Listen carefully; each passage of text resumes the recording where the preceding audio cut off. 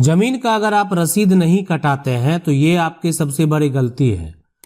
जमीन जो है यानी कोई भी प्रॉपर्टी आपके पास है, मकान है या कोई कहीं पे फ्लैट ही है, दुकान है, तो जो उसका प्रॉपर्टी का टैक्स है वो आपको पे करना चाहिए।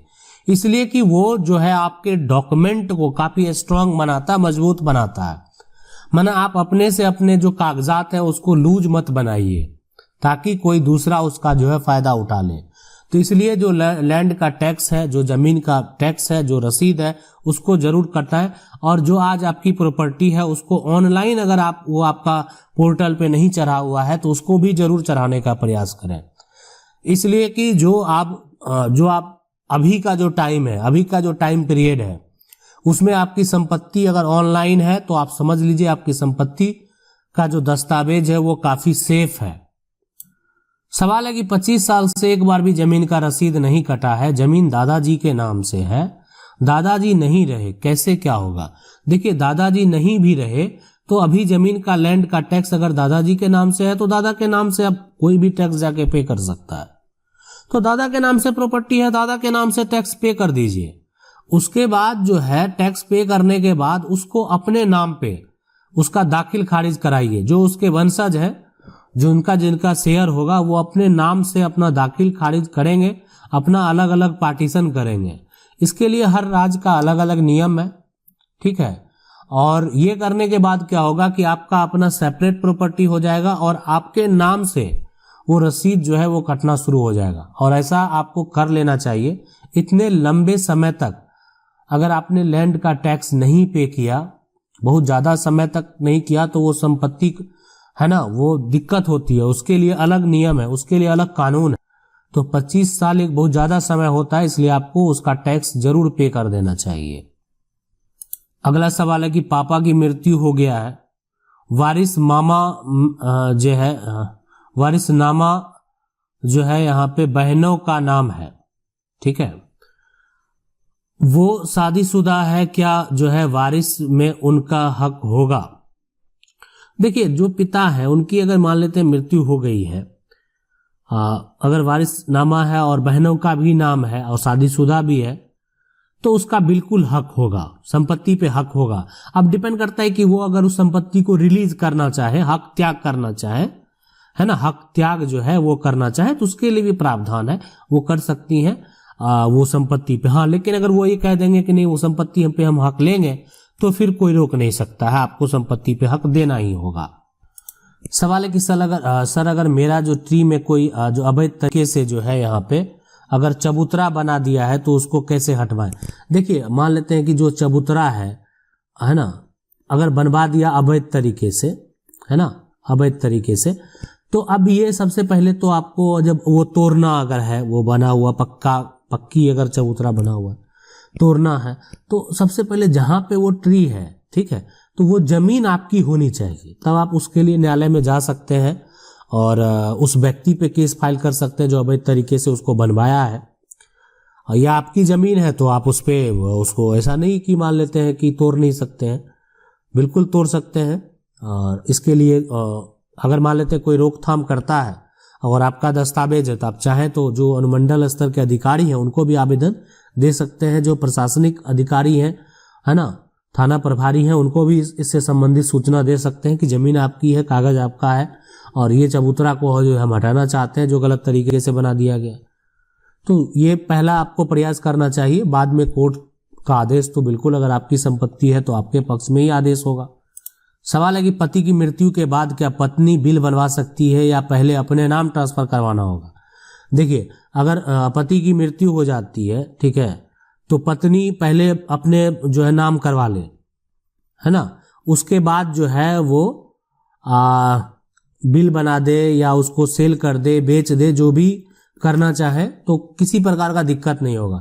लेकिन पहला प्रयास होगा कि पति का जो है एक मृत्यु प्रमाण पत्र बना के पत्नी उस संपत्ति को अपने नाम पे ट्रांसफर करवा ले, उसके बाद वो करवा सकती है, दिक्कत नहीं होगा।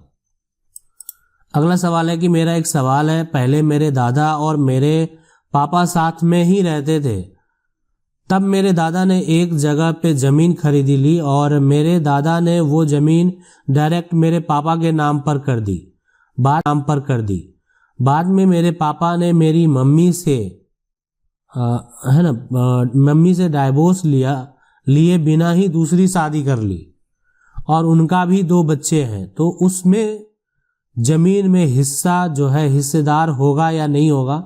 देखिए मुझे बताओ। देखिए यहाँ पे अगर मान लेते हैं कि पिता के नाम से वो संपत्ति है ना, अब वो दादा ही खरीदी, लेकिन वो पिता का तो सेल्फ एक्वायर प्रॉपर्टी ही कहलाएगा।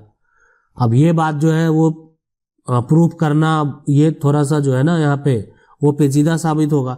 तो ये संपत्ति पिता के नाम से खरीदा हुआ पिता का राइट बनता है, और पिता का राइट बनता है तो पिता की मृत्यु के बाद जितने वंशज हो गए, वो पहली माँ के हो या दूसरी माँ के हो, हाँ पहली पत्नी का ही पूरा अधिकार बनेगा, है ना, पिता के ऊपर जो है पहली पत्नी का। और जो दूसरी शादी बिना तलाक के द्वारा अगर किया जाता है तो वो वॉइड माना जाता है, 0 माना जाता है, शून्य माना जाता है।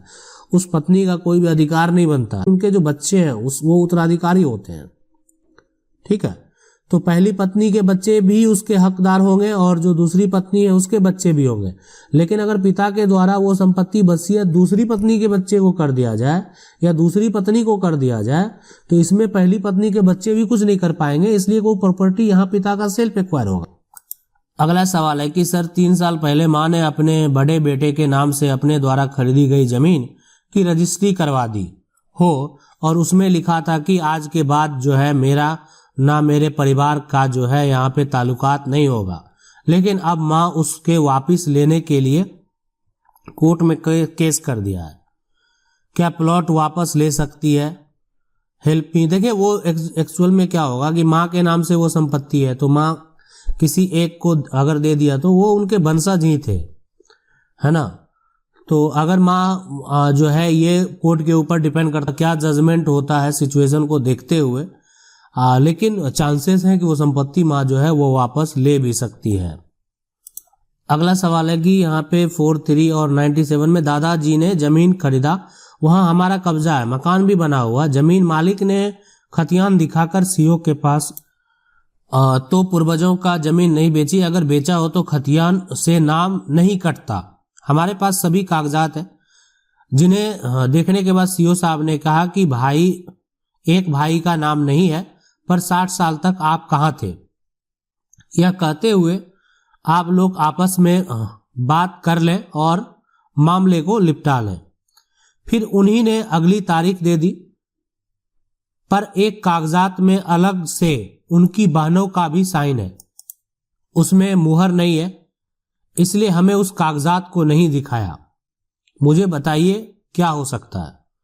नहीं, अगर वो संपत्ति 1971 में आपने खरीदा है तो आपकी संपत्ति पे पूरा राइट होगा, कोई कानून जो है मतलब ऐसा नहीं, ठीक है। वो वहां पे जो, लेकिन एक टाइम पीरियड होता है ना, कोई संपत्ति पे आप अधिकार जताने आए हैं तो उसका एक समय होता है, तो कि अगर वो केस करने भी जाएगा उस रजिस्ट्री को कैंसिल कराने तो समय होता है कि आप 3 साल, या मान लेते हैं कि अभी आपको पता चला गलत तरीके से आपकी संपत्ति कोई बेच दिया तो आप एक्शन लीजिए।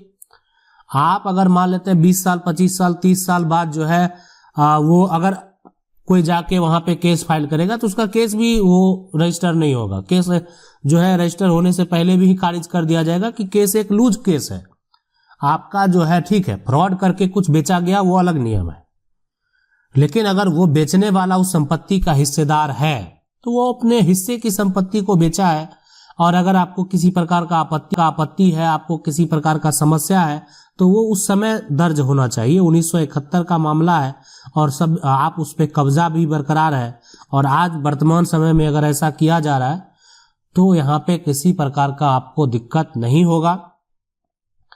अंचल लेवल के जो अधिकारी हैं उनको सिर्फ रेवेन्यू कलेक्ट करने का और उससे संबंधित छोटे मोटे विवादों को सॉल्व करने का है, कोई भी डायरेक्ट ऐसा नहीं आदेश देने का है वो आपका मकानों को हटा सकते हैं। वो डिपेंड करता है न्यायालय के ऊपर, यानी सिविल न्यायालय का अगर फैसला होगा उसके ऊपर डिपेंड करता है, और जो भी पावर दिया गया है न्यायालय सिविल न्यायालय को ही दिया गया है।